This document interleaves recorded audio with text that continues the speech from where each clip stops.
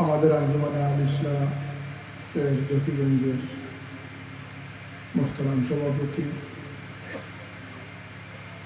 হযরত মাওলানা ফজলুর রহমান চৌধুরী দামাত বারাকাতুহু, আজকের সবাই বিশেষ মেহমান যিনি আমাদের সামনে বক্তব্য রেখেছেন, বাংলাদেশের বিশিষ্টতম শিক্ষাবিদ,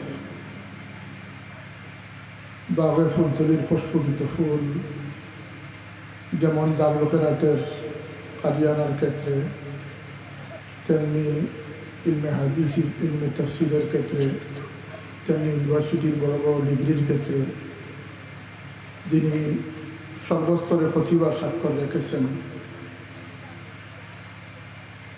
প্রফেসর ডক্টর রইসুদ্দিন সাহেব, জগন্নাথ বিশ্ববিদ্যালয়ের সম্মানিত ডিন, দিগর উলামায়ে কেরাম, আজকের এই বাবরকত মহফিলে আমরা উপস্থিত হতে পেরেছি। আল্লাহ পাকের দরবারে শুকর আদায় করি, আলহামদুলিল্লাহ। আমরা সৌভাগ্যবান, এটাকে বলে যে আমাদের হাল অত্যন্ত দুর্বল, কিন্তু আমাদের নিষ্পত অত্যন্ত ভালো। আমরা সৌভাগ্যবান যে আল্লাহ পাক আমাদেরকে মকবুল এবং মশহুর বুজুর্গানে কেরামদের সহবত বা সান্নিধ্যে বসার তৌফিক আল্লাহ আমাদেরকে দিয়েছে।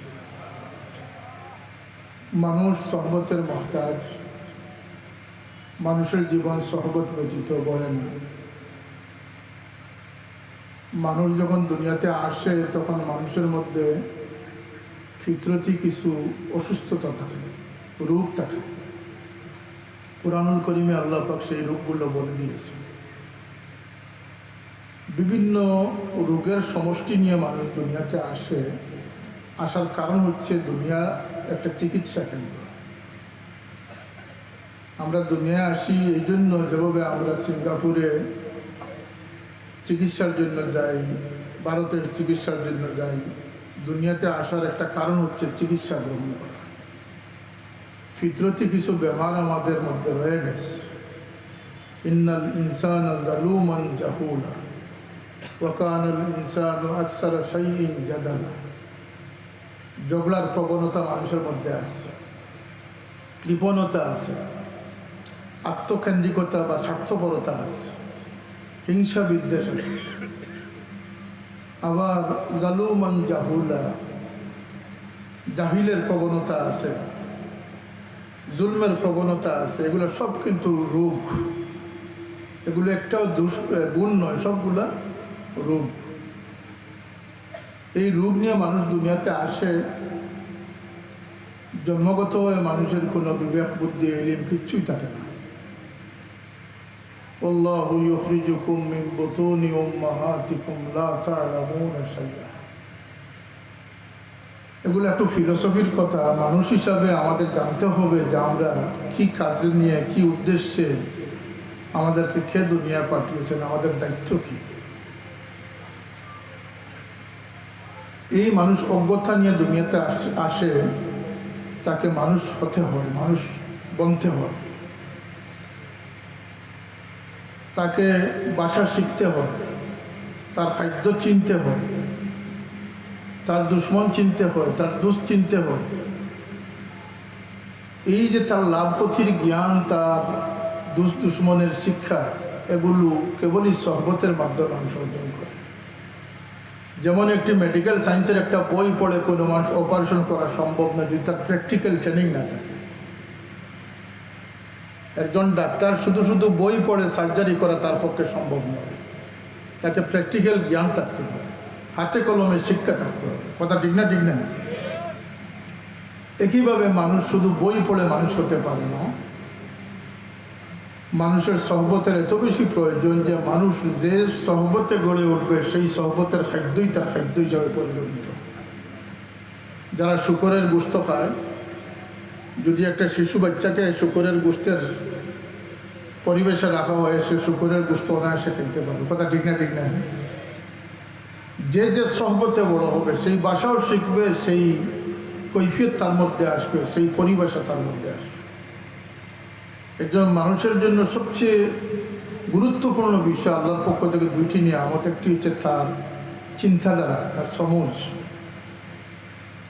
সঠিক সিদ্ধান্ত, আরেকটি হচ্ছে নেক সহবত। আমরা আজকে মুহাদ্দিস হুজুর রহমতুল্লাহ আলাইহি যার ইসালে সব মহফিলে আমরা শরীক হয়েছি, তার আল্লাহ পাকের সেই নিয়ামত ছিলেন যাদের মাধ্যমে হাজার ও হাজার আলিম শুধু সিয়াসিত্তার কিতাব, হাদিসের কিতাব আর তাফসীরের কিতাবই শুধু অধ্যয়ন করেন নাই, তিনি একজন চিকিৎসক হিসাবে বদ আকিদা থেকে মানুষকে সঠিক আকিদা শিক্ষাদান করেছেন। তিনি এমন একজন চিকিৎসক ছিলেন যার সহবতে মানুষ কৃপণতা থেকে সাখাওয়াতি শিখেছে। তিনি এমন একজন চিকিৎসক ছিলেন যার সহবতে মানুষ বদ আখলাক থেকে সে উত্তম আখলাক বা উত্তম চরিত্র শিখেছে। এরা আমাদের রাহবার ছিলেন, আমাদের প্রেরণা ছিলেন। প্রফেসর ডক্টর রইসুদ্দিন সাহেব বলেছেন যে তাদের দেখে দেওয়া পথ অনুযায়ী আমরা অগ্রসর হতে হবে।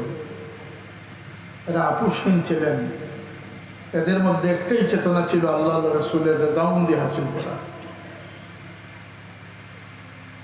এরা এত নিখুঁত জীবন গড়ার চেষ্টা করেছেন। মানুষ ভালো হতে হলে তাকে পরিশ্রমী হতে হবে, বিনা পরিশ্রমে কেউ ভালো মানুষ হতে পারবে না। ইমানদারের প্রশ্ন তো পড়ে, ইমানদার হতে হলে অনেক ত্যাগী হতে হবে। বহু জিনিস আপনার সামনে আসবে, কিন্তু ইমানের তাকাজা হচ্ছে এই জিনিস থেকে আপনি পরহেজ করতে হবে। কথা ঠিক না? ঠিক না? আপনি ভালো মানুষ হতে হলে আপনাকে ফিকির লাগবে, আপনার মধ্যে চেতনা থাকতে হবে যে আমি একজন ভালো মানুষ হব। সমাজে অনেক কিছু অশ্লীলতা আছে, বেহায়াপনা আছে, অনেক জুলুম আছে, অনেক জাবির আছেন, জব্বার আছেন। তাদের পথ অনুসরণ করলে আপনি ভালো মানুষ হতে পারবেন না। ইসলামের মূল থট যদি আমরা না জানি, ইসলামকে নিয়ে যতই আপনি চেঁচামেচি করেন, বিনা অজুতে নামাজ পড়ার সমান হবে। অনেকে ইসলামের সমস্ত ঠিকাদারি নিয়ে নিচ্ছেন। আমার সামনে তো এই কয়েকদিনের ভিতরে প্রায় 22-25 জন সংসদ সদস্য প্রার্থীর সাথে আমার বসার সুযোগ হয়েছিল, সৌভাগ্য হয়েছিল। অনেকের অনেক রকম ফিকির, অনেক রকম মন্তব্য আমার শোনার সুযোগ হয়েছে। একটি প্রশ্ন প্রায় আমি সকলকেই করেছি যে একজন জনপ্রতিনিধির সবচেয়ে কোন বড় গুণ বৈশিষ্ট্য থাকা উচিত আছে? কেউ বলেছেন আমানতদারি, কেউ বলেছেন খেদমতে কল, কেউ বলেছেন উন্নয়নের চিন্তা ভাবনা। আমি বলছি যে না, এরও উপরে একটি লেভেল রয়েছে, সেটির কথা বলেন।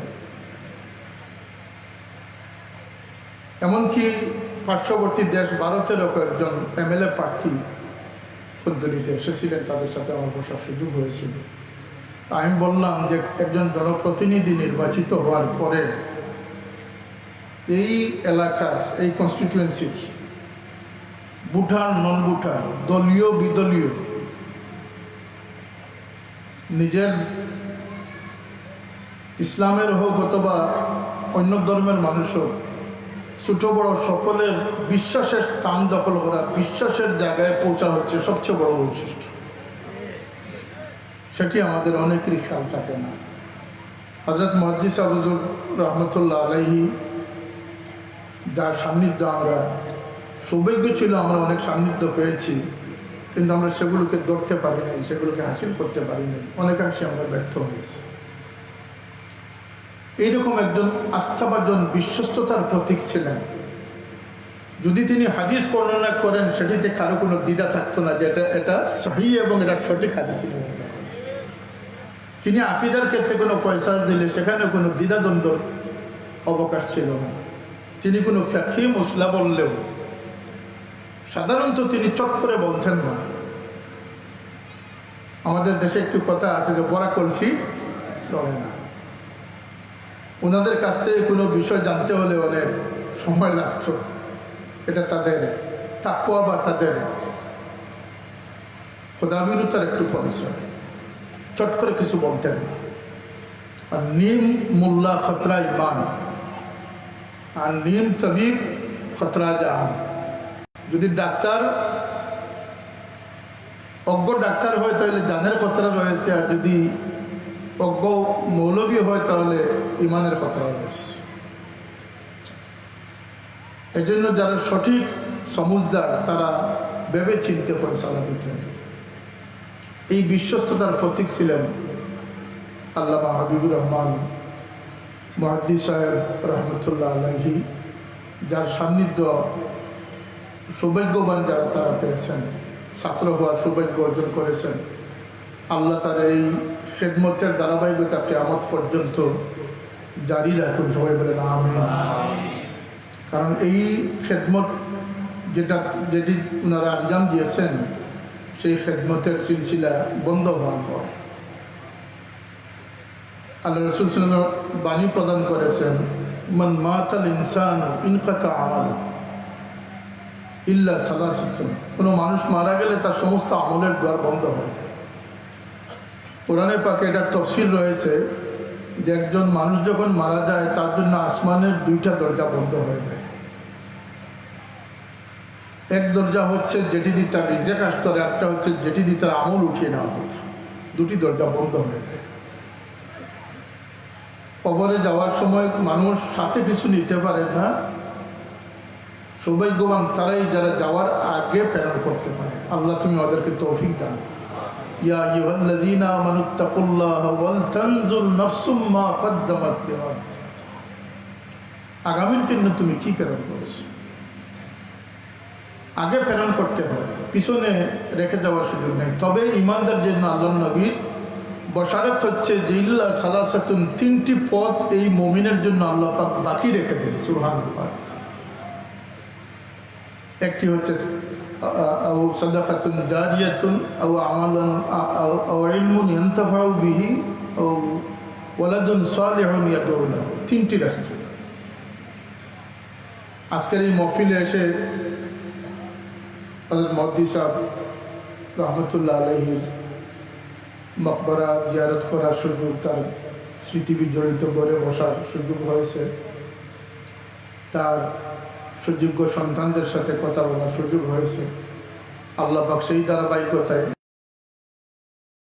এবং তার খিদমতকে এবং তার পরিবার পরিজনকে আল্লাহ সুন্দর জীবনের টিকে থাকার তৌফিক দান করুন। আল্লাহ পাক এটা আল্লাহর মেহেরবানি উম্মতে মুহাম্মদের জন্য। আল্লাহর দরবার থেকে সবচেয়ে বেশি নিয়ামত লাভ করেছি আমরা। উম্মত হিসাবে আমাদের পরিচয়, আমাদের আফাত সম্পর্কে আমাদের জানতে হবে। হযরত মূসা আলাইহিস সালামের কাছে যখন তওরাত নাজিল হয়েছিল,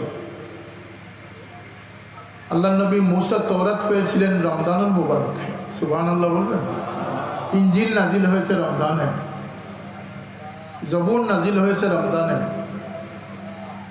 আর কুরআনুল কারীম নাজিল হয়েছে রমজানে, কিন্তু এটার প্রক্রিয়া রয়েছে। কুরআনুল কারীমের বৈশিষ্ট্য হচ্ছে প্রত্যেক কিতাব লিপিবদ্ধ অবস্থায় নাজিল হয়েছে, পাথরে খোদাইকৃত অবস্থায়। আর কুরআনুল কারীম সরাসরি আল্লাহর নবীর সিনা মুবারকের মধ্যে নাজিল হয়েছে। নাযালা বিহির রূহুল আমিন আলা কলবিক। বরাহে রাস্ত আল্লাহর পক্ষ থেকে তার হাবিবের সিনার মধ্যে জিবরিল আমিন পৌঁছে দিয়েছে, এবং সেটি সূরা আকারেও নয়। বেশিরভাগ 30 পারা কোরআনের অধিকাংশ নাজিল হয়েছে 4 আয়াত 3 আয়াত, এইভাবে খণ্ড খণ্ড। যখন তৌরাত নাজিল হলো তখন মূসা আলাইহিস সালাম তৌরাত পড়লেন। তৌরাতের মধ্যে একদল উম্মতের মর্যাদা দেখলেন। তিনি তুর পাহাড়ে চলে গেলেন। তিনি কলিমুল্লাহ ছিলেন, আল্লাহর সাথে তিনি কথা বলতেন। সেখানে গিয়ে আল্লাহর হুজুরে তিনি আরজ করলেন, রব্বি আজিদু আলওয়াহুন ফিল আলওয়াহি উম্মাতান ইয়ামুরুনা বিল মারুফ ওয়া ইয়ানহাউনা আনিল মুনকার রব্বি জাআলহুম উম্মতি। আল্লাহ, আমি আমার তৌরাত পড়ে দেখলাম একদল সৌভাগ্যবান উম্মত আছেন যারা একজন আরেকজনকে মন্দ থেকে বাঁচাবেন, ভালো কাজের পরামর্শ দিবেন, আল্লাহ সেই উম্মত, সেই মর্যাদাশীল উম্মতকে আমার উম্মত বানিয়ে দাও। আল্লাহ জবাব দিলেন, তিলকা উম্মত আহমদ, মুসা তুমি আমার কলিমুল্লাহ, কিন্তু এই উম্মত তোমার ভাগ্যে নয়, এটি আমি আহমদ নবীর ভাগ্যে রেখেছি। এভাবে তিনি আরজ করলেন যে আল্লাহ এমন এক উম্মতের ফজিলত দেখলাম যে উম্মত কুরআন পাঠ করবে এবং কুরআন মুখস্থ করবে। আল্লাহ জাআলহুম উম্মতি, আল্লাহ এই উম্মতকে আমার উম্মত বানিয়ে দাও। আল্লাহ বলেন তোমার না, এটা মুহাম্মদ সাল্লাল্লাহু আলাইহি ওয়াসাল্লামের উম্মত। বলেন আল্লাহ এমন এক উম্মতের বৈশিষ্ট্য পড়লাম যে উম্মত 5 ওয়াক্ত নামাজ পড়বে, আর 5 ওয়াক্ত নামাজের বদৌলতে তার সারাদিনের গুনাহ খাতা মাফ হয়ে যাবে। হ্যাঁ হ্যাঁ, কি উম্মত আমরা হয়েছি! উম্মত হয়ে থাকা, উম্মত বনা আমাদের জন্য খুবই প্রয়োজন। আমরা তো উম্মতের খাতারে আসি, গুটিতে আসি, পাঞ্জিতে নাই, পাঞ্জিতে আসি, গুটিতে নাই। তারপরে তিনি আরজ করলেন আল্লাহ এমন এক উম্মতের কথা রয়েছে যে উম্মত পরস্পর জাকাত, ধনীরা জাকাত দিবে, গরিবরা জাকাত খাবে। এই যে মাহে রমজানুল মুবারক আসতেছে, যাদের নিসাব পরিমাণ মাল আছে, আপনারা জাকাতের জন্য প্রস্তুতি নেন, কারণ কিয়ামতের আগে জাকাত অস্বীকার করা হবে। আর জাকাতু মাগরামা, জাকাতকে একটা বাড়তি বোঝা মনে করা হবে। সুতরাং জাকাতের প্রকৃত হিসাবটা হচ্ছে আরবি মাসের সাথে, রমজান থেকে রমজান পর্যন্ত জাকাত। তো মুসা আলাইহিস সালাম আরজ করলেন আল্লাহ এমন এক উম্মতের বৈশিষ্ট্য দেখলাম যারা ধনীরা জাকাত দিবে আর গরিবরা জাকাত খাবে। প্রশ্ন আসতে পারে যে মুসা আলাইহিস সালামের উম্মতের মধ্যে কি জাকাত ছিল না? আসছিল। নামাজ ছিল না? ছিল। 2 ওয়াক্ত নামাজ ছিল। কয় ওয়াক্ত ছিল? কোনো নবীর উম্মতের নামাজে কিরাত ছিল না, তওরাতের পাঠ ছিল না, জবুরের পাঠ ছিল না। তার কারণ হচ্ছে যে কোনো কিতাব নবী ব্যতীত কারো মুখস্থ হয় না। আল্লাহ 30 পারা কুরআনুল কারীম তার হাবিবের উম্মতের ঘরে ঘরে সিনার মধ্যে সংরক্ষণ রাখার ব্যবস্থা আল্লাহ দিয়েছে। এই জন্য আমাদের নামাজে কিরাত আছে, এবং কিরাত না হলে নামাজ হবে না। বিশেষ করে ফাতিহা, লা সালাতা ইল্লা বিফাতিহাতিল কিতাব, আপনাকে সূরা ফাতিহা পড়তেই হবে। এই বৈশিষ্ট্য সম্পর্কে যখন মুসা আলাইহিস সালাম আল্লাহর কাছে ফরিয়াদ করলেন, আল্লাহ বলেন যে না, তিলকা উম্মাতু আহমদ, মুসা তোমার সৌভাগ্য নয়, এটা আমার আহমদ নবীর সৌভাগ্য। তখন মুসা আলাইহিস সালাম বলেন আল্লাহ এত করে বললাম এই উম্মতদেরকে আমাকে দাও, যখন আমাকে দিলেন না তখন আমাকে সেই উম্মত বানিয়ে দিন। সুবহানাল্লাহ। আল্লাহ বলেন তোমার উম্মতের প্রয়োজন নাই, তুমি আমার কিতাবপ্রাপ্ত রাসূল, তুমি আমার কলিম, আমার সাথে তুমি কথা বলার শক্তি আমি তোমাকে দিয়েছি। উম্মত হিসাবে আমরা সেই সৌভাগ্যশীল উম্মত যাদেরকে আল্লাহ তার হাবিবের খাতিরে দুনিয়ায় সম্মানিত করেছেন, কবরেও সম্মানিত করেছেন, আখিরাতে হাসরেও সম্মানিত করেছেন। আমরা শুকর আদায় করি আলহামদুলিল্লাহ। কিন্তু আমাদেরকে উম্মত হতে হবে। উম্মত হতে হলে আমাদেরকে মানুষ হতে হবে, সহবতে যেতে হবে, আমাদেরকে জ্ঞান লাভ করতে হবে, দুশ্মনের পার্থক্য নির্ণয় করতে হবে। হারাম হালালের পার্থক্য আমাদেরকে জানতে হবে। বড় ছোটর ভেদাভেদ আমাদেরকে জানতে হবে। আমার বাবা সবসময় বলতেন যে বড়কে সম্মান করিও, ছোটকে দয়া করিও। বলতেন না কথাটা? ছোটকে আবার সম্মানও করা যায়। খাতুনে জান্নাত সাইয়্যিদা কায়নাত হযরত ফাতেমাতুজ জাহরা রাদিয়াল্লাহু তাআলা আনহা যখন আল্লাহর হাবিব সাল্লাল্লাহু আলাইহি ওয়াসাল্লামের দরবারে উপস্থিত হতেন, আল্লাহর নবী সাল্লাল্লাহু আলাইহি ওয়াসাল্লাম তিনি বসা থেকে দাঁড়িয়ে গিয়ে ফাতিমার হাত ধরে ইস্তেকবাল করতেন এবং হযরত ফাতিমার হাতে চুম্বন করতেন।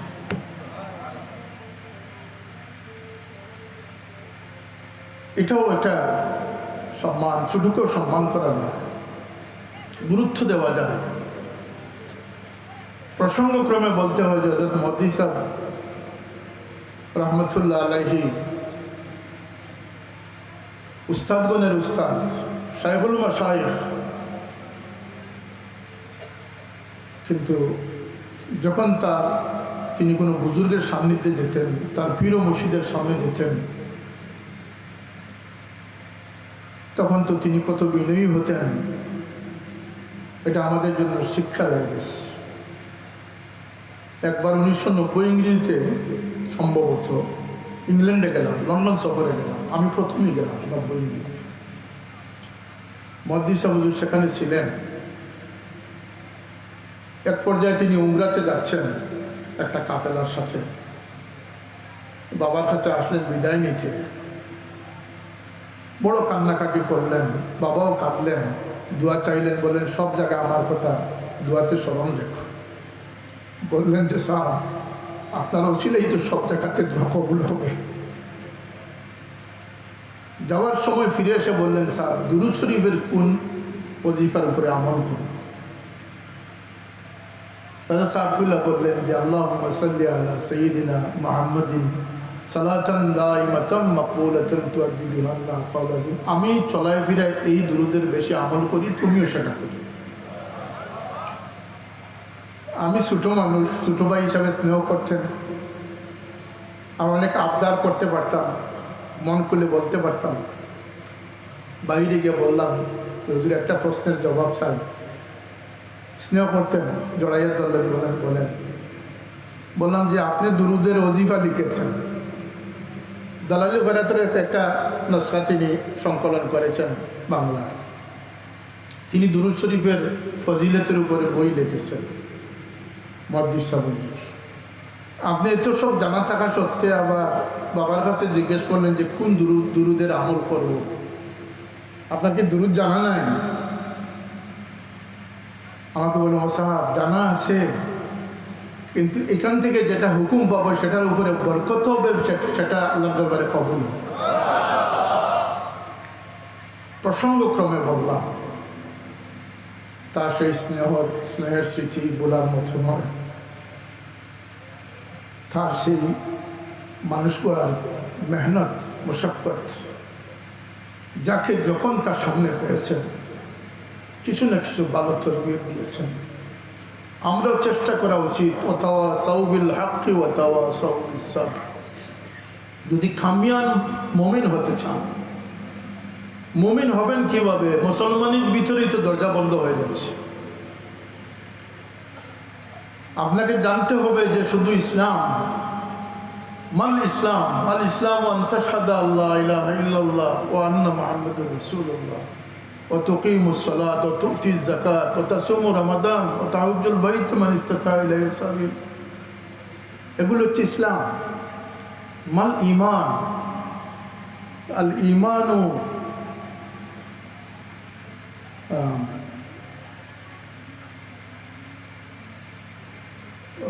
أن تؤمن بالله وملائكته وكتبه ورسله واليوم الآخر والقدر خيره। ইমানে মুফাসসাল। এই ছয়টা বিষয় যদি অন্তরের ভিতরে স্থান না দিতে পারেন, আপনি সারা জীবন ইসলাম ইসলাম বলেন, আপনার ভিতরে ইমান প্রবেশ করবে। আর এখন বর্তমান সময় এমন একটি দুঃসময়, আল্লাহ নবী বলেছেন, সায়ুতি আলান নাসের জামানুন সায়ুতি আলান নাসে জামানুন লা ইয়াবকাল ইসলামু ইল্লা ইসমুহু ওয়া লা ইয়াবকাল কুরআনু ইল্লা রাসমুহু। এই দুঃসময়, উম্মতের এই দুঃসময়, আখিরি জামানা হচ্ছে সেই জামানা যখন ইসলাম শুধু সাইনবোর্ড সর্বস্ব থাকবে, নাম সর্বস্ব থাকবে। আমি সেদিন এক প্রার্থী, ইসলামী এক দলের প্রার্থী, আমার কাছ থেকে বিদায় নেওয়ার সময় বললেন যে সব দোয়া করিয়েন, যাই তো করবো ইসলামের। বললাম যে আপনার এইভাবে একটা কথা আমার সামনে বলছেন। আমি বললাম যে পুরাপুরি আপনার সাথে আমি একমত না। আমি প্রফেসর ডক্টর রহিসুদ্দিন সাহেবকে বলছি বাড়িতে বসে, প্রথমে দেখতে হবে আপনি আমি ইসলামের শেয়ার কতটুকু হতে পেরেছি, আপনার আমার জীবনে ইসলামের প্রতিফলন কতটুকু রয়েছে, বাস্তবতা কতটুকু রয়েছে। আমি এজ এ মুসলমান হিসাবে দাবিদার হতে পারি, ওয়াকালা ইন্নানি মিনাল মুসলিমিন, কিন্তু পুরা ইসলামের দায়িত্ব যে আমার কাঁধে নিয়ে নিব, আমি ইসলামের সেই রুকুন হওয়ার শক্তি আমার। কুল্লুকুম মুযনিবুন খাত্তাউন, আমাদের গুনাহ খাতা আছে না নাই? পদস্খলন আছে, ফাউল আছে, ফ্রড আছে, দুঃখ আছে, মিথ্যা আছে, কি মিথ্যার ছড়াছড়ি।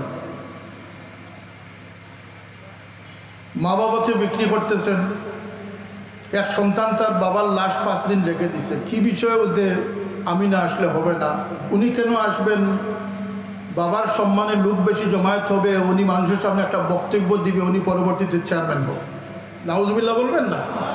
বাবার শুধু বিক্রি করতেছে না, বাবার সুনাম বিক্রি নয়, বাবার লাশ বিক্রি করতেছে অতি তুচ্ছ কারণে। আল্লাহ নবী বলতেছেন 2 কাজে তোমাদের বিলম্ব যেন না হয়।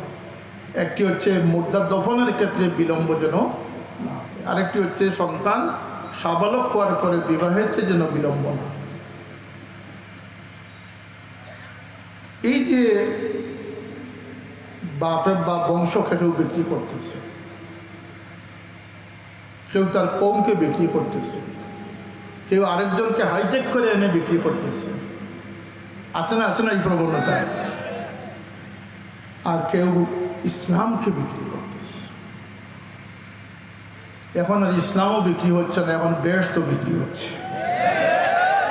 নাউজুবিল্লাহ। আমি কোনো কাউকে কটাক্ষ করার জন্য নয়, আমি হেদায়েতের উদ্দেশ্যে বলতেছি।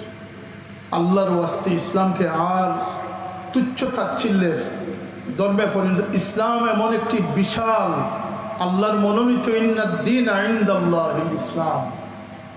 সেই ইসলামের আদর্শ যদি আমরা গ্রহণ না করতে পারি, ইসলামকে কলুষিত করার কোনো অধিকার আমাদের নাই। বিনা ওযুতে নামাজ পড়ে নামাজির দাবিদার হওয়া যায়? আমরা সেই সময়ে এসেছি যখন আমাদের সতর্কতা, উম্মত হিসাবে আমাদের দায়িত্বশীলতা অনেক গুণ বৃদ্ধি করতে হবে। এটা এমন একটা সংকটের সময়, যে সময় সম্পর্কে আল্লাহ নবী বলেছেন ইয়াস্তামিউনা ফিল মাসাজিদ ওয়া লাইসা ফীহিম মুমিনুন। মসজিদ ভরপুর মুসল্লি থাকবে, কিন্তু সেখানে মুমিন থাকবে না। নাউজুবিল্লাহ বলবেন না? ইমানদার থাকবে না, তার মানে মুসলমান থাকবে। আফসোস, আমরা ইসলাম নিয়ে সাইনবোর্ড টাঙ্গানিতে ব্যস্ত, কিন্তু আমরা জানি না যে ইসলামের পরে আরেকটি স্তর রয়েছে, মুসলমানের পরে একটি স্তর হচ্ছে, সেটা হচ্ছে মুমিন। কথা বলেন সেটির না? এটা দ্বিতীয় পর্যায়ের স্টেজ। আরেকটি পর্যায় রয়েছে, সেটি হচ্ছে মুহসিন। আনতাবুদাল্লাহা কাআন্নাকা তারা ফাইন লাম তাকুন তারাহু ফাইন্নাহু ইয়ারাক। এই যে বুজুর্গানে কেরামের ইসালে সব মাহফিল আমরা করতেছি, নাম সর্বস্ব বুজুর্গ নয়, তারা মুক্তাদি ছিলেন, তারা পেশওয়া ছিলেন, তারা মানুষের কাছে আদর্শ নিয়েছিলেন। এরা ওই মানুষ যারা ইমানদারের পর্যায়ে হাসিল করার পরে মুহসিন হওয়ার প্রচেষ্টা করেছে। সুবহানাল্লাহ। ইন্নাল্লাহা ইউহিব্বুল মুহসিনিন। আজকে হযরত মুহাদ্দিস হুজুর রাহমাতুল্লাহ আলাইহি রিসালাত সব মাহফিলে আমাদেরকে বলার জন্য বলা হচ্ছে। তার সম্পর্কে তারাই মূল্যায়ন করতে পারবেন যারা তাকে চিনতে পেরেছে, যারা ওই পর্যায়ে গেছে। তবু আমরা ছোট মুখে বড় কথা বলতে চাই, আল্লাহর ওয়াস্তে যারা আপনারা আমাদেরকে মহব্বত করেন, সময়ও করেন, দুঃসময়ও করেন, সময়ও করেন, দুঃসময়ও করেন, আল্লাহ আপনাদের জাযাকুমুল্লাহ, আল্লাহ আপনাদেরকে উত্তম জাযা দুনিয়া আখিরাতে দান করুন। আর আমরা হলফ করে বলতে পারি যে আমরা আপনাদের খৈর খাহ। আমার জ্ঞান বুদ্ধিতে ত্রুটি হতে পারে, আকল বুদ্ধি কম হতে পারে, কিন্তু আপনাদের জন্য কোনো অমঙ্গল, কোনো চিন্তা কখনো করিও নাই। আল্লাহ পাক এই অমঙ্গল চিন্তা থেকে আল্লাহ পাক হেফাজত করেন। এবং কাউকে কোনো কুপরামর্শ দেওয়ার অভ্যাস, অন্তত সিলসিলাবদ্ধ মানুষ যারা, আমি প্রফেসর ডক্টর রইসুদ্দিন সাহেবকে এই জন্য বলতেছি, বিশিষ্ট এই জন্য বললাম যে আরও অনেক প্রফেসর, ওনার শিক্ষকরাও রয়েছেন, কিন্তু সিলসিলার গড়া মানুষ, এরা সত্যবাদী মানুষ, ওয়াকুনু মা'আস সাদিকিন, সত্যবাদীদের সঙ্গী হওয়ালা মানুষ। এরা ছাত্র সমাজকে যে আদর্শ মানুষ হওয়ার তরবিয়ত দিয়েছেন, অন্য কোনো শিক্ষক সেটি দিতে পারবে। আপনি আমি যারা আছি, আমাদের সতর্ক হওয়া উচিত যে আমরা শুধু বুজুর্গানে কেরামদের স্তুতি গান গাইলে আমাদের জীবন সার্থক হবে না। আমাদেরকেও সেই পর্যায়ে নেওয়ার প্রাণান্তকর চেষ্টা আমাদের থাকতে হবে। যদি আমরা আজকে থেকে এই ইরাদা করি, ইরাদা এমন একটি জিনিস, যখন বান্দা কোনো ইরাদা করে আল্লাহ পাক তার জন্য পথ পরিক্রমাকে প্রশস্ত করে দেয়। আমি বলেছিলাম যে ভালো মানুষ হতে হলে কষ্ট লাগে, চেষ্টা লাগে, বিরত থাকতে হয়, সব জায়গায় নাক গলানো যাবে না। গত সপ্তাহ দিন আগে আমি আমার জীবনের প্রথম একজন আল ইসলাম নেতাকে সব কার্যক্রম থেকে বহিষ্কার করেছিল বিকজ অফ ফেসবুকে চিলিং স্ট্যাটাস দেওয়ার জন্য। কথা বুঝে আসছে আপনাদের? আমার জীবনের প্রথম কোনো মানুষকে বহিষ্কার করলাম, তিনি একজন আলিম। গতকালকে তিনি একটা দরখাস্ত নিয়ে আমার সামনে আসছেন। আমি ভাবছিলাম তিনি খুব দুনিয়াদার টাইপের, দুষ্ট টাইপের মানুষ হবেন, দেখলাম যে না, উনি সহজ সরল মানুষ, অনেকটা বেবুজের মতো কাজ করেছে। আমি বললাম যে কথাটি, সেটি আপনাদের সামনে বলতে চাই যে শুনেন, আল্লাহ আপনাকে আলিম বানিয়েছেন। আলিমানের জন্য মানায় না এমন কাজ থেকে বিরত থাকা একজন আলিমের সবচেয়ে বড় সতর্কতার বিষয়। আপনারা একমত না আমার সাথে? এটা এই উদাহরণ দিচ্ছি যে জীবনে ভালো মানুষ হতে হলে পরিশ্রম লাগবে, ত্যাগ লাগবে, মেহনত লাগবে, কোশিশ লাগবে। এমনি এমনি ভালো মানুষ হওয়া যায়? এই কথাটা সবার দিলে আজকে ঢুকান যে আমি সমাজে একজন ভালো গ্রহণযোগ্য মানুষ হতে হলে আমাকে প্রচেষ্টার পর প্রচেষ্টা চালিয়ে যেতে হবে, ফিকিরের পর ফিকির চালাতে হবে। মহদ্দি সাহেব হুজুরের ছাত্র সময়ের কথা আমরা শুনেছি। তার সম্মানিত বড় ভাই, আমাদের উস্তাদ, আমাদের সুবিজ্ঞ হয়েছিল হযরত মাওলানা নজিবুর রহমান সাহেব রহমতুল্লাহ আলাইহি, যিনি মহদ্দি সাহেব হুজুরকেও পড়িয়েছেন, মহদ্দি সাহেব হুজুরকে শরফনামা পড়িয়েছেন, মিজান মন সাহেব পড়িয়েছেন। আর আমাদেরও সৌভাগ্য হয়েছিল ওই হুজুরের কাছে আমরা মিজান মন সাহেব পড়েছি। হুজুর বলেছেন যে মহদ্দি সাহেবের বচপন কেমন ছিল, বাল্যকাল কেমন ছিল। আমার বড় চাচা বলেছেন আমার বাবার বাল্যকাল কেমন ছিল।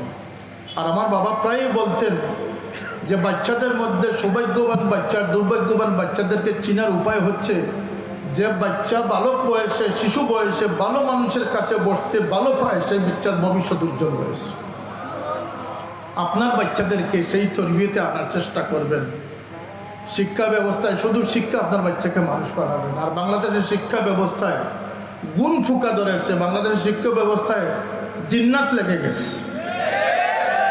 তবিবের প্রয়োজন। যে শিক্ষা ব্যবস্থা নিয়ে আমি আমার জান কুরবান করা আন্দোলন করেছি, অনেক ঘাত প্রতিঘাত উপেক্ষা করে, অনেক দুঃসাহস করে আপনাদের সন্তানদের সামনে উলঙ্গ বই আসা থেকে বিরত হয়েছে। ডারউইনের মতবাদ আমরা আদমের সন্তান না বানরের সন্তান, এটা আর বলার অবকাশ থাকতো না। আপনাদের ক্লাস 6-7 বাচ্চারা কিন্তু এখন বলতো যে না, তারা সংশয়বাদী হয়ে যেত যে আমরা আদম থেকে নয়, আমরা বানর থেকে এসেছি। ডারউইনের সেই মতবাদ আপনাদের মেহনত, আপনাদের আন্দোলনের ফল, প্রচেষ্টায় এই পাঠ্যক্রম থেকে এটাকে বাতিল করা হয়েছে। আজকে যারা মাদ্রাসায় চাকরি করতেছেন আর আমাদের সম্পর্কে নানান কমেন্ট করতেছেন, জেনে রাখবেন আপনার বেতন বৈষম্য ছিল, আকাশ পাতাল বেতন বৈষম্য ছিল। সেই আকাশ পাতাল বেতন বৈষম্য থেকে মাদ্রাসার আমি সারা বিশ্বের সামনে চ্যালেঞ্জ করে বললাম, এই বৈষম্য দূর করেছেন আপনার আঞ্জুমানে আল ইসলাম। আজকে সবাই সমানভাবে বেতন পাচ্ছে। আমরা রাজনীতি করি না, কিন্তু আমরা রাজনীতি করাই। আমরা দেশের বহু অপসংস্কৃতির বিরুদ্ধে আমরা সফলতা লাভ করেছি। এর কারণ 75-80 বছর থেকে কিছু করা সম্ভব হচ্ছে না। ওই যে বিনা অজুতে নামাজ পড়ার চেষ্টা করতেছে। আগে অজু ঠিক করো, কাপড়া পাক, বদন পাক, জাগা পাক করো, তারপরে নামাজ পড়ো না। মানুষ হো, তরবিয়ত নেও, সহবতে যাও, আউলিয়া কেরামদেরকে মানো না। এদেশে ইসলাম কায়েম কিভাবে হবে? এদেশে তো কোনো রাজনীতিবিদ ইসলাম কায়েম করেন নাই, আউলিয়া কেরামরা করেছেন। মান রাআহু ফাকাদ ইহতাদা, তাদের ছেঁড়া আনোয়ারের দিকে যারা চেয়েছে তারাই হেদায়েত লাভ করেছে। ভাষা বোঝার প্রয়োজন হয় নাই। শাহজালালের ভাষা মানুষ জানতো না, বুঝতো না, তিনি আরবি ভাষা ছিলেন, কিন্তু তাকে দেখে দেখে মানুষ হেদায়েত লাভ করেছে। কথা ঠিক না? ঠিক না? তার সঙ্গী সাথীরা যেখানে গিয়েছেন, এক বদরপুরে 5 জন সঙ্গী রয়েছে, তার সঙ্গী সাথীরা যেখানে সিটি ছড়িয়ে গিয়েছেন, আল্লাহ নবী সিরাজাম মুনিয়া সাল্লাল্লাহু আলাইহি সাল্লামের সেই প্রজ্বলিত আলোকবর্তিকা তারা স্থানে স্থানে প্রজ্বলন করেছেন। মানুষ ইসলামের দিকে ধাবিত হয়েছে। ইসলাম কায়েম করতে হলে সলচাতুর্দি ইসলাম কায়েম হয়ও নাই, কোনো দিনও হবে না। কোনো মেকানিজম দিয়ে কোনো দিন ইসলাম হবে। সেই ইসলাম হবে যে ইসলাম রাতারাতি পাল্টানো যায়। কি বলতে আমরা কোরআনের আইন আর শরিয়ার বিধান কায়েম করতে চাই? না না না, আমরা শরিয়াতে যাব না। বলছেন না? বলছেন না? না না, আমরা পর্দার দিকেও খেয়াল করবো না। বলছেন না? বলছেন না? এই সুবিধাবাদী ইসলাম কায়েম করা যাবে, কিন্তু আল্লাহ নবীর মদিনাওয়ালার ইসলাম কায়েম করা যাবে। মদিনাওয়ালার ইসলাম কায়েম করতে হলে আল্লাহ নবীর ওয়ারিসদের সহবতে আসতে হবে। এই বুজুর্গানে কেরামদের আদর্শ উজ্জীবিত হয়ে ইসলামী পতাকা ঝান্ডা হাতে নিতে হবে। সেই তরবিয়তই আমাদেরকে দান করা হয়েছে। আল্লাহ আমাদেরকে সৎ সাহস নিয়ে, হিম্মত নিয়ে 8,000 মুসলিম সৈন্য 1 লক্ষ কাফির সৈন্যের বিরুদ্ধে মোকাবিলা করে বিজয় লাভ করেছে। মাত্র 8,000, তাও দুর্বল চিত্তের অস্ত্রশস্ত্র, আধুনিক নয়, দুর্বল অস্ত্রশস্ত্র নিয়ে 8,000 মানুষের মনোবলের মধ্যে আল্লাহ এত বরকত দিলেন যে 1 লক্ষ জর্জিস সেনাপতির অধীনে 1 লক্ষ সৈন্যকে পরাজিত করে মুসলিম বাহিনী কালমার পতাকা তারা উদ্দিন করে দিলেন। আজকে কি আমরা 8,000? কথা বলেন, আজকে কি আমরা 8,000? ইনশাআল্লাহ হিম্মত নিয়ে আগাতে হবে। এই জমিন আউলিয়া কেরামগণ আবাদ করেছেন। আউলিয়া কেরামের উত্তরসূরিরা কোরআনে পাকের সহি শুদ্ধ কিরাতকে প্রতিষ্ঠিত করেছেন, সহি আকীদাকে প্রতিষ্ঠিত করেছেন। কোরআনের হরফের জন্য আমাদের পীর ও মুর্শিদ রক্ত দিয়েছেন। কথা ঠিক না? ঠিক না? আপোষ করেন না। সিলসিলায় ফুলতলির স্লোগান দেওয়া হচ্ছে, সিলসিলায় বদরপুরি, সিলসিলায় জৈনপুরি, এগুলো কোনো খেল তামাশার বিষয় নয়। এগুলো আপোষহীন সংগ্রামের প্রতীক। হযরত ফুলতলি সাহেব, আমার বাবা, তিলে তিলে সাগরকে তিনি জুড়েছেন। তিনি যে কয়টি বিষয়ে তিনি গুরুত্ব দিয়েছেন, প্রতিটি বিষয়ে তিনি যেমন মৃত্যু পর্যন্ত অটল ছিলেন, প্রতিটি বিষয় আজকের এই আধুনিক সময়ে গিয়েও তার প্রতিটি বিষয় সত্য প্রমাণিত হয়েছে। এটাই তার সবচেয়ে বড় কারামত। হযরত বদরপুরি রহমতুল্লাহ আলাইহির জ্বালিয়ে দেওয়া সেই বাতি দুনিয়ার আনাচে কানাচে, ঘরে ঘরে, ডুর টু ডুর তিনি হেদায়েতের খেদমত করে গেছেন। বিশেষ করে সহি আকীদার একটি দেয়াল তৈরি করে গেছেন। ইনশাআল্লাহ এই সিলসিলাভুক্ত মানুষ ইমাম হুসাইন রাদিয়াল্লাহু তাআলা আনহু দেখিয়ে দেওয়া সেই আদর্শ, হুসাইন রাদিয়াল্লাহু আনহু যদি ইয়াজিদ বাহিনীর কাছে হাত দিয়ে পেতে দিতেন তাহলে মাথা পাততে হতো না। তিনি হাত যদি সারেন্ডার করতেন তাহলে তার মাথা কাটা যেত না। তিনি হাত দেন নাই, তার মাথা দিয়ে দিয়েছেন। কথা ঠিক না? ঠিক না? এই শিক্ষাই আমাদের, আমরা সংখ্যা নয়, কোয়ান্টিটি নয়, কোয়ালিটি নিয়ে কাজ করতে হবে। আপনারা রাজি আছেন এই বিষয়ে?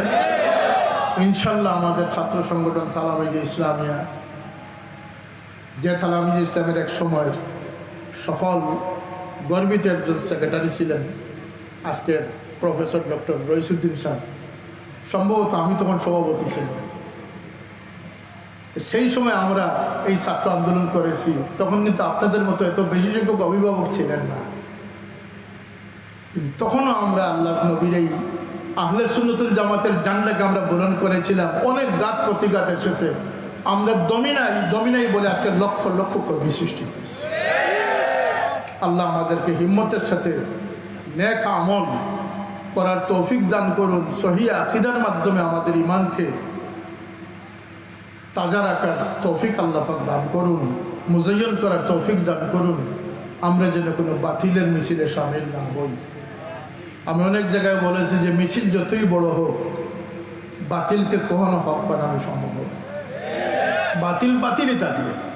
লা ইয়াসিরুল বাতিল হাক্কান ওয়ালাউ কাসুরাতিল মুতামাসসিকিনা বিহি। ইমাম ফখরুদ্দিন রাজি রাহমাতুল্লাহ একটি কথা রয়েছে যে বড় মিছিল করে বাতিলকে হক বানানো সম্ভব নয়, বাতিল চিরদিন বাতিলই থাকবে। এই রমজান আসতেছে, তারাবির নামাজ কিভাবে কমানো যায়, শবে বরাত গেছে, এই শবে বরাতের কি বিরোধিতা, সবচেয়ে বেশি আগুন লেগেছে শয়তানের, আর এরপরে মানুষের বাচ্চা শয়তানের। কিভাবে শবে বরাতকে বন্ধ করা যায়, এই রমজান আসতেছে কিভাবে তারাবির নামাজকে বন্ধ করা যায়, কিভাবে মানুষকে একটা দুমড় জালে ফেলা যায়। সেহরি ইফতারের সময়সূচিতে 10 মিনিটের পরিবর্তন, মানুষ যাবে কোথায়, কার কথা শুনবে? আল্লাহ আমাদেরকে এই ফিতনা থেকে হেফাজত করুন। আমরা নিজেরা মানুষ হব, মুমিন হব। কথা বলেন, কি হব? মানুষ হব, মুমিন হব। আমাদের বানাবো মুমিন। ইমানি চেতনা অনেক বড় জিনিস, অনেক বড় জিনিস। সাহাবায়ে কিরাম রিদওয়ানুল্লাহি তাআলা আলাইহিম আজমাইন পরীক্ষার পর পরীক্ষা দিয়ে উত্তীর্ণ হয়েছে। উলাইকাল্লাযীনা ইমতাহানাল্লাহু কুলুবাহুম লিত্তাকওয়া। আমরা সেই অসুস্থতা নিয়ে জন্ম নিয়েছি, অসুস্থতার চিকিৎসার জন্য দুনিয়াতে আসছি। এই চিকিৎসকরা হচ্ছেন কোনো অ্যালোপ্যাথিক হোমিওপ্যাথিক ডাক্তারগণ নয়, এই চিকিৎসকরা হচ্ছেন আল্লাহর ওলিগণ। বলেন সুবহানাল্লাহ। আর অন্তরের চিকিৎসা এই জন্য আমার জন্য প্রয়োজন যে অন্তরের রোগগুলো আমাকে এক মুহূর্তের জন্য জান্নাতের দিকে নেবে না, সবগুলোই আমাকে দুজকের বাসিন্দা হবে। আপনার ভিতরে যে অহংকার থাকে সেটা আপনাকে বেহেশতে নেবে না, দুজকে নেবে। যদি আপনার মধ্যে স্বজনপ্রীতি থাকে সেটা আপনাকে বেহেশতে নেবে না, দুজকে নেবে। যদি আপনার মধ্যে লিপ্সা থাকে, যদি আপনার মধ্যে জুলুমের প্রবণতা থাকে, ঝগড়ার প্রবণতা থাকে, তো এটা আপনাকে বেহেশতে নেবে না, দুজকে নেবে। এটাকে পরিষ্কার করে যদি সাফসুতরা জীবনের অধিকারী হতে পারেন, পাক পাকিজার জীবনের অধিকারী হতে পারেন, পাক পাকিজার জন্য তো আল্লাহ আপনাদের জন্য ওয়াদা করে রেখেছে। কিন্তু শারীরিক রোগ যেগুলো, সেগুলো মানুষকে জন্মতে পৌঁছায়। আপনি জ্বরগ্রস্ত হয়েছেন, আপনি জ্বর সর্দিতে ভুগতেছেন, আল্লাহ নবী খুশখবরি দিয়েছেন যতদিন আপনি ঘরে পড়ে থাকবেন, শরৎকালে যেভাবে গাছ থেকে পাতা পড়ে পড়ে গাছ সাফ হয়ে যায়, ঠিক আপনার গুণাগুলো জ্বরে জ্বরে আপনি নিষ্পাপ হয়ে যাবেন। আপনার অসুস্থতা আপনার জন্য গজব হইল না নিয়ামত হইল? শারীরিক অসুস্থতা আপনার জন্য নিয়ামত, আর রুহানি অসুস্থতা আপনার জন্য গজব। কথাটা বোঝা গেছে বিষয়টা? একটার পথ হচ্ছে দুজকমুখী, একটা হচ্ছে বেহেশতমুখী। আমরা শারীরিক সমস্যা নিয়ে অনেক চিন্তিত হই, কিন্তু মানসিক বা আমাদের রুহানি চিকিৎসা নিয়ে আমরা কোনো ব্যতিব্যস্ত হই না। এর জন্য আল্লাহর ওলিদের সহবতের প্রয়োজন, আল্লাহর ওলিদের দিক নির্দেশনার প্রয়োজন। আহাল্লা হালালাহু হারামা হারামাহু হারাম হারামের তামিজ, এটা কোথা থেকে? তাকওয়া থেকে আসে। নমাজ বিশুদ্ধ হওয়া, নমাজ কবুল হওয়া, এটা কোথা থেকে আসে? ইখলাস থেকে আসে। قد أفلح المؤمنون الذين هم في صلاتهم خاشعون। সবশেষে আল্লাহ নবীর একটি হাদিস আমাদের মুখস্থ রাখার জন্য আমি বলে যাচ্ছি। আমি অনেক জায়গায় বলি এটা, যে আল্লাহ নবী আমাদেরকে এক তালকিন দিয়ে গেছেন,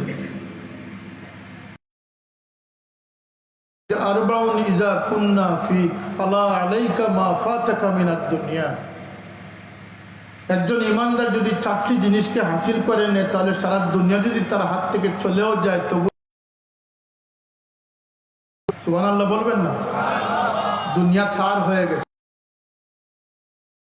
হিফজু আমানাতিন, আমানতদার হয়েছে। এক ব্যক্তি আমার সাথে সাক্ষাতে আসছেন, তার বুকের পকেটে মোবাইল রাখা, মোবাইলের ক্যামেরা আমার দিকে ফিট করা।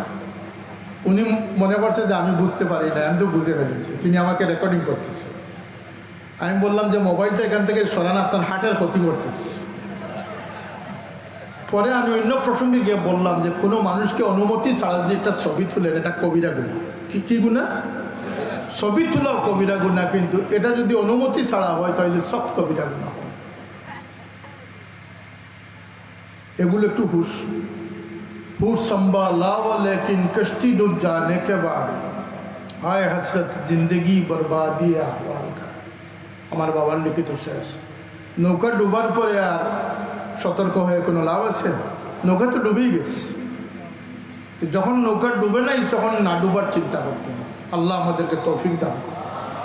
এক নম্বর হচ্ছে হিফজ ও আমানত।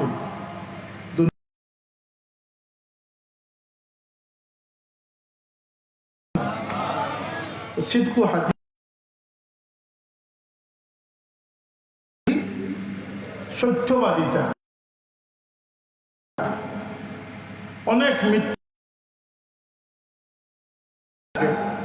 আপনাকে সত্যবাদী হিসাবে আল্লাহর লিস্টের নাম যদি আপনাকে বহু জিনিস ত্যাগ করতে হবে।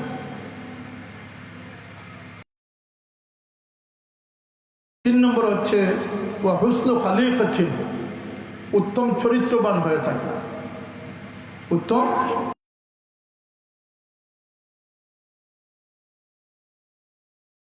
মধ্যে সন্তুষ্ট চিত্তে থাকা।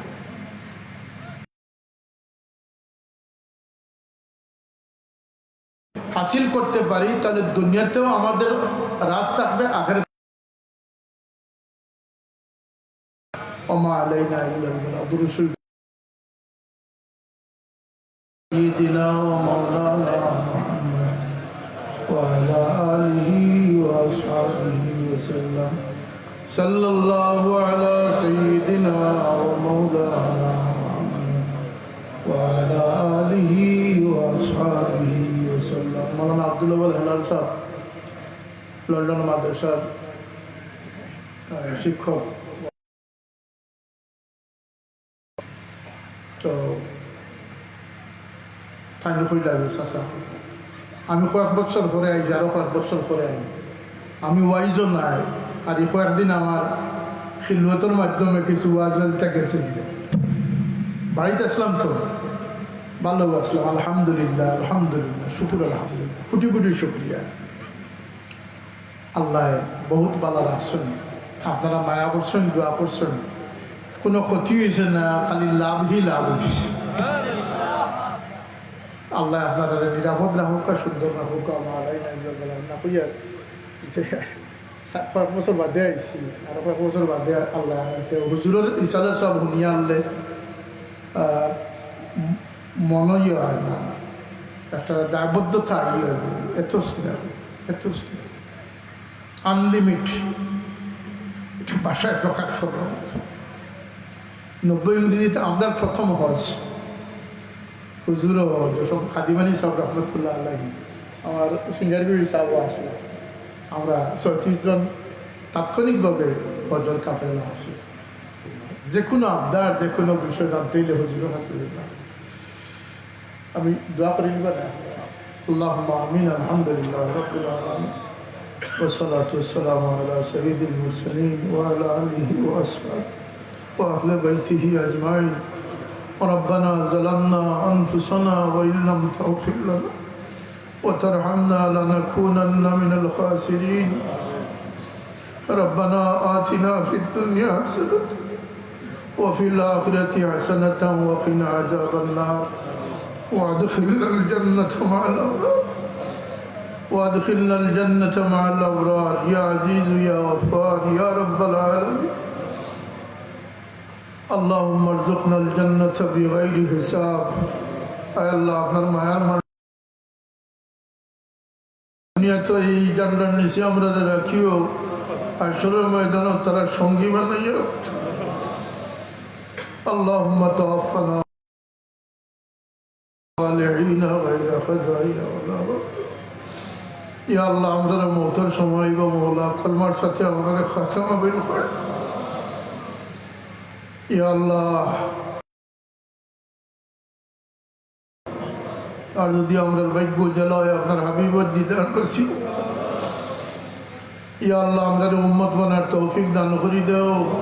আমরা বাড়ি ঘরে তোমার হাবিবর রঙে রঙিন করবার তৌফিক দাও। আমরা বাচ্চা ইন্তরে কিনারা লাগাইবার তৌফিক দাও। ইয়া আল্লাহ, औलाद लिया बहुत माँ बाप परेशानी तहसीन औलाद और परेशानी तक अल्लाह हमारा कल्बी जिसमी बहुत असुस्थता इसे तुम्हें शिफा नसीब फरमाओ या अल्लाह हमारे अखबाई कमाली साहब असुस्थता शिफा को लिया आजिला नसीब फरमाओ अल्लाह अस्करी महफिल कबूल फरमाओ तुम्हारे मकबूल बंदर कब्र मज़े रहमत और जड़ी बरसाओ अल्लाह तन रूहानी फैजियत दिया हमारे मुस्तफ़ीज़ और तौफीक दो अल्लाह अस्करी महफिल शुरू तक शेष पर्यंत कबूल फरमाओ हमारे बुजुर्ग ने करा मगर सदक़ात कबूल फरमाओ आसुरी हमारे पीर मुर्शिद जीवन और समस्त चेष्टारे तुम्हें कबूल तन तन रूहानी फैजियत हमारे नसीब फरमाओ अल्लाह हमारा बड़ा बेका सदम विपदग्रस्त उम्मत मौला हमरा लगे पाक मदीनार द्वारखान खुली दो या अल्लाह अपना हबीब और नूरानी फैज़ दिया हमरा अंदर जीवन रे रोशन करी दो अल्लाह ये अतरफर मुर्दगान अगलरे गरीक़ रहमत फरमाओ हमरा साथीज़ कराम अगलरे गरीक़ रहमत फरमाओ या अल्लाह खादिमनी साहब रहमतुल्लाह अलैह कब्र रहमत जड़ी वर्षा और कत बुजुर्गान करामी अतरफ आसिन मौला या अल्लाह हमरा सब रसानी रे तुम्हें कबूल फरमाओ अल्लाह हमरा विवे चिंतरे नमाजी बनाई दो हलाल रिज़्क़र मजे हमरा सन्तुष्ट थाकार तौफीक दो फितना हले फितना तक चंगल तक हमरा हेफाजत फरमाओ दुनियादार और मिसिल तक हमरा हेफाजत फरमाओ अल्लाह हमरा घरे बारे तुम अपना हबीबर तरीक़ा अनुसरण करवार तौफीक दान करी दो वफ़ाविदु अमरी इलल्लाह इन्नल्लाह बसीरुम बिल इबाद सुबहान रब्बिक रब्बिल इज़्ज़ति अम्मा यसिफून व सलामुन अलल मुरसलीन वल्हम्दुलिल्लाहि रब्बिल आलमीन।